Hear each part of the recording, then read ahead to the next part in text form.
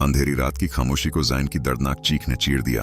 School की सुनसान छत पर 16 साला जैन खून में लथपथ पड़ा था। उसके सीने में वही चूरा उतरा हुआ था जो उन्होंने बचपन में दोस्ती की निशानी के तौर पर खरीदा था। उसके सामने उसका सबसे बेहतरीन दोस्त अहद खड़ा था। अहद के हथौन से खून टपक रहा था और आंखों में एक अजीब सी जुनूनी जलन थी। क्यों ना अहद, हम तो भाई थे, जैन ने टूटती सांसों के साथ पूछा। अहद हरब भाई, हर रिजल्ट पर तुम्हारे 99% और मेरे मुश्किल से 50%। हर कोई तुम्हारी मिसाल देता है। मेरी माँ हमेशा कहती है कि तुम एक जहर हो जो मेरी कबीलियत को खा रहा है। अगर तुम नहीं रहोगे तो सब मुझे देखेंगे। जैन ने दुम तोड़ दिया। अहद ने घबराहट में चूरा फेंका और अपने खून से लथपथ हाथ देखे। जलन अबदार में बदल चुकी थी। अहद भगता हुआ अपने घर पहुंचा। पूरा घर तरीक था, सिर्फ किचन से हल्की सी रोशनी आ रही थी। उसका बदन कांप रहा था। उसने सोचा था कि जैन को मरने से उसका बोझ हल्का हो जाएगा, लेकिन अब उसे हर कोने से जैन की चीख सुनाई दे रही थी।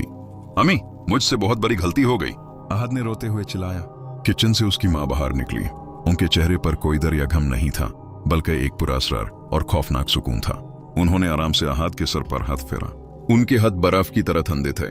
बेटा, रोने की जरूरत नहीं, तुमने वही किया जो जरूरी था, माँ ने सपाट लहजे में कहा। अहद ने हैरत से देखा। आपको कैसे पता कि मैंने क्या किया? माँ की आंखों में एक अजीब सी चमक आई। तुम्हें क्या लगता है वो चुरा तुम्हारे बग में किसने रखा था? वो जैन के खिलाफ बातें तुम्हारे कान में किसने भरी थी? मैंने तुम्हारे अंदर उस नफरत को पला है अहद, क्योंकि मैंने अपने बेटे को किसी का साया पान कर जीते नहीं देख सकती थी। अहद के पांव ताले से जमीन निकाल गई। आपने मुझे कातिल बना दिया। माँ ने मुस्कुराते हुए उसका चेहरा थामा। उनके नखों अहद की जिल्द में चुभने लगे। नहीं बेटा, मैंने तुम्हें नंबर 1 बनाया है।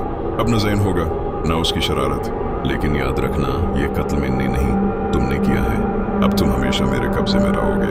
अगर कभी मुझसे दूर जाने की कोशिश की तो पुलिस को वो चूरा मैं खुद दूंगी जिस पर सिर्फ तुम्हारे फिंगरप्रिंट्स हैं।